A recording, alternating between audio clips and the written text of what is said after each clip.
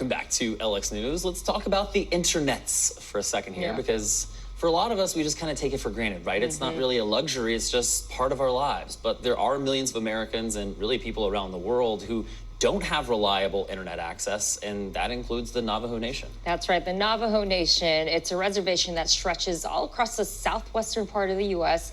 and is larger than the whole state of West Virginia. This past year has exposed how critical access to internet is for Navajo residents, in order to be able to participate in some basic elements of society. It's a problem President Biden is looking to tackle as part of his infrastructure plan, and expanding broadband access is actually one of the few things that both Democrats and Republicans can seem to agree on. Imagine that, bipartisan agreement. But it's not without some pushback, at least. President Biden proposed a $100 billion plan to expand access to broadband on Native American lands and other rural areas. But Republicans proposed a little more than half of that, only $65 billion.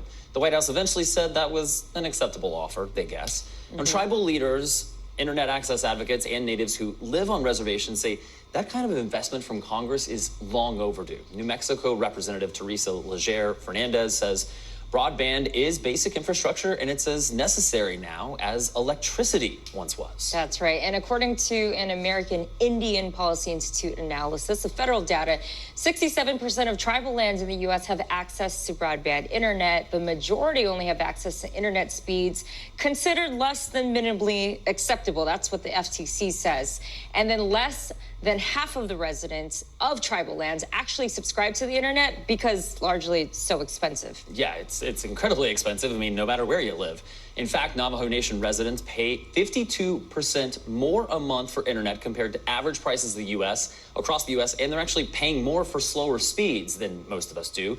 So consider how that can actually impact your everyday life. If you're trying to watch a Zoom meeting or file your taxes, attend school classes, maybe even meet with your doctor virtually, a slow internet connection can be bad. And 2020 has shifted so much of our lives online. So let's dig into this a little bit with the founder and president of Vertical Consultants. We have Hugh Odom here with us. Hi, Hugh.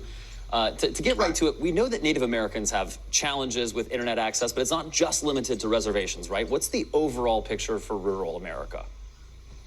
Well, right now we have about 40 million people across the United States that don't have high-speed internet service. And to put that in context, that's about the populations of 20 states in the United States. So if you said, hey, we're going to shut down internet service for about 20 states, that's the effect that we're having. And the issue is becoming greater and greater because we live in a digital environment, a digital world. And that, as you mentioned, affects not only people to get on the internet to watch a movie or play a game, it affects them with regards to their ability to gain employment. It affects them with their ability to get healthcare services. It affects them to educate their children as we move toward more of a remote learning system. And how this is greatly impacting is those areas in the rural areas, as you mentioned, tribal lands, because they are left behind.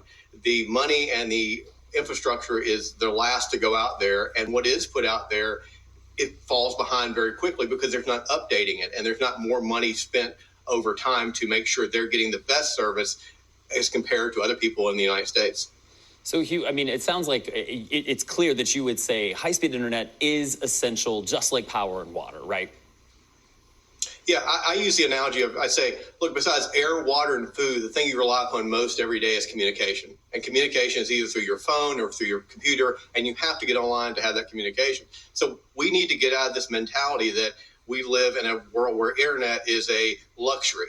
It is a utility. It is something that we rely upon in so many different facets of our life, from being able to work to being able to take care of ourselves from a health perspective, and to be able to educate our kids. Here. We actually need to take a quick break, but I want to dig more into what President Biden has planned. So stay with us after the break, and we're going to continue this conversation, okay? Sure. Thanks for staying with us here. If you're just joining us, we're talking about broadband, high-speed internet access across America and how a lot of Americans just don't have it. Hugh, we know that President Biden is trying to get a lot of money in his infrastructure bill to help increase access to internet. But, we have some bipartisan support. But really, if we're going to spend some money, if we're going to spend billions of dollars, what is the way that we can best spend that money for maximum impact?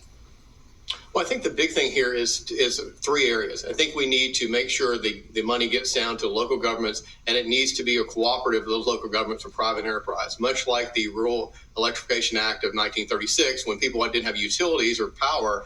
That's what happened. We had a cooperation of the two private and public sectors. The second thing is we need to look at this from a perspective of getting more companies involved in the build out. If we just rely upon the big telecom companies and the big providers of these services, we're going to fall behind because their return on investment to build out in these areas is lower than building out in an urban area because of the amount of customers and the amount of services they can provide to those customers and get paid for them. So we need to look at this from a perspective of getting money locally, getting private enterprise involved, and spending the money wisely. But understand, once we get any money into the system, that gets everything built. It needs to have money keep on coming out because you have to upgrade. You have to keep this moving.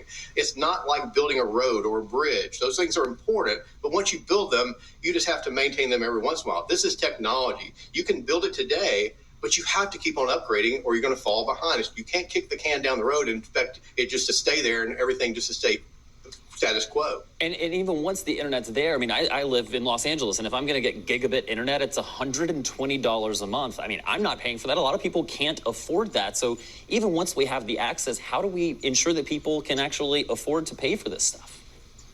Well, it's twofold. You mentioned subsidies that being part of this plan, and that helps lower income people, which about 30% of all people of lower income brackets use their phone as their primary internet device. So you need to have their ability to not only use that, but use their computer and have things of that available for their high-speed internet. The other thing, as I mentioned briefly, is competition. You have to expand this out. You have to open up competition. That will drive down pricing if you can get companies in there and get cooperatives with these local governments and state governments to build these things out. If not, if anybody controls the pricing with only a few companies, they dictate it. And then you either have to subsidize it through government funding or your people are left behind. Hugh Odom, we appreciate you joining us this morning with some important expertise and insight on a conversation that I think we're going to be having for more years to come. Thanks, Hugh. Thank you very much. All right, Chase, some good information there. Yeah, so, a lot to consider.